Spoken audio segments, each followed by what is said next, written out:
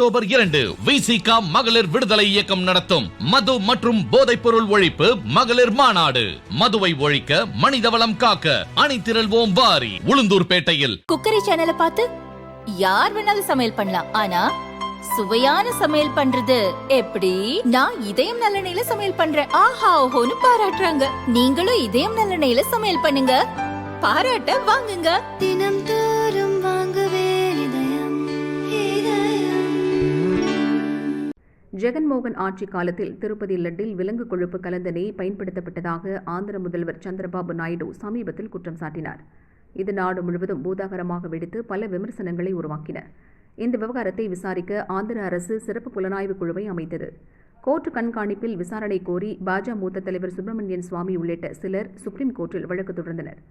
வழக்கு நீதிபதிகள் PR கவாய் மற்றும் KV விஸ்வநாதன் ஆகியோர் அடங்கிய பெஞ்சில் இன்று விசாரணைக்கு வந்தது.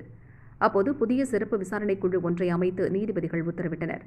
அதில் 2 CBI அதிகாரிகள், 2 ஆந்திர மாநில போலீசார், ஒரு இந்திய உணவு பாதுகாப்பு அதிகாரி இடம்பெறுவர்.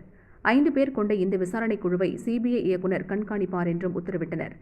இதில் அரசியல் தலையீடு இருக்க வேண்டாம். இது கோடிக்கணக்கான பக்தர்களின் நம்பிக்கை தொடர்புடைய விஷயம் என்பதால் சிறப்பு குழு அமைத்துள்ளோம். மாநில அரசு நியமித்த அதிகாரிகளின் நேர்மைக்கு எதிராக இதை கருத வேண்டாம் எனவும் நீதிபதிகள் கூறினர். தொடர்ந்து சுப்ரீம் கோர்ட் கண்காணிப்பின் கீழ் இந்த விசாரணை கொண்டுவரப்பட வேண்டும் என மனுதாரர்கள் தரப்பில் வலியுறுத்தப்பட்டது. கோர்ட்டை அரசியலுக்கான களமாக பயன்படுத்த அனுமதிக்க முடியாது என நீதிபதிகள் கருத்து கூறினர். லட்டு விவகாரத்தில் சுப்ரீம் கோர்ட் உத்தரவை வரவேற்பதாக ஆந்திர முதல்வர் சந்திரபாபு நாயுடு அறிக்கை வெளியிட்டுள்ளார்.